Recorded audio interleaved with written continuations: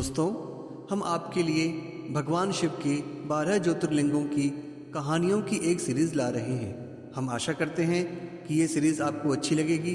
अगर चैनल पर नए हैं तो चैनल को सब्सक्राइब करना ना भूलें। तो चलिए सीरीज़ का 5वां भाग शुरू करते हैं।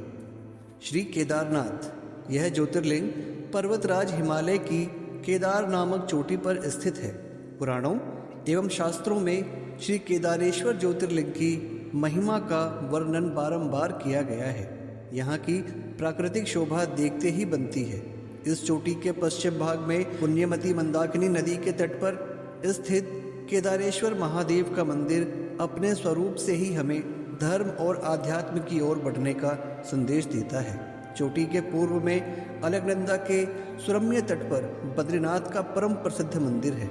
अलकनंदा और मंदाकिनी ये दोनों नदियाँ नीचे रुद्रप्रयाग में आकर मिल जाती हैं।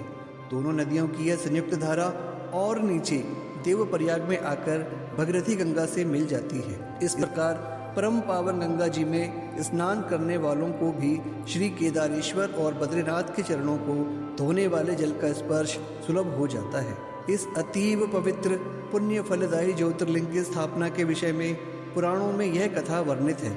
अनंत रत्नों के जनक, अतिशय पवित्र, तपस्वियों, ऋषियों, सिद्धों, देवताओं की निवास भूमि पर्वतराज हिमालय के केदार नामक अत्यंत शोभाशाली श्रृंग पर महातपस्वी श्री नर और नारायण ने बहुत वर्षों तक भगवान शिव को प्रसन्न करने के लिए बड़ी कठिन तपस्या की। कई हजार वर्षों तक वे निराहार रहकर एक पैर पर खड़े होकर शिव नाम का जप करते रहे। इस तपस्या से सारे लोकों में उनकी चर्चा होने लगी।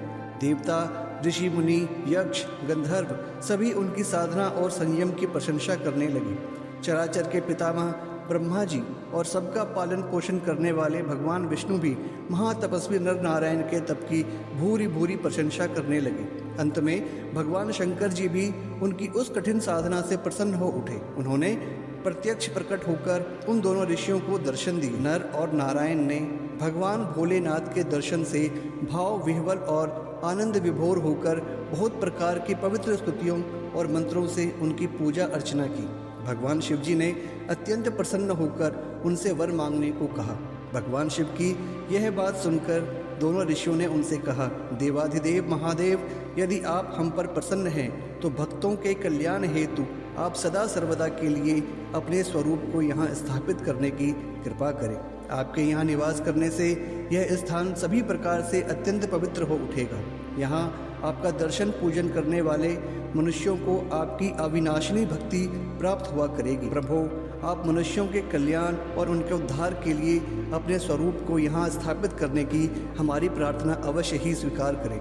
उनकी प्रार्थना सुनकर भगवान शिव ने ज्योतिर्लिंग के रूप में वहाँ वास करना स्वीकार किया। केदार नामक हिमालय श्रृंग पर स्थित होने के कारण इस ज्योतिर्लिंग को श्री केदारेश्वर ज्योतिर्लिंग के रूप में जाना जाता है। भगवान शिव से वर मांगते हुए नर और नारायण ने इस ज्योतिर्लिंग और इस पवित्र स्थान के विषय में जो कुछ कहा है वह अक्षरशः सत्य है।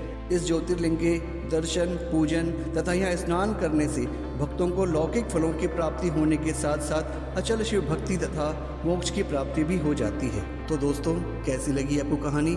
कमेंट करके जरूर बताएं। अगर चैनल को लाइक नहीं किया है तो लाइक कर लें और हाँ, सब्सक्राइब करना ना भूलें। जय हिंद, वंदे मातरम।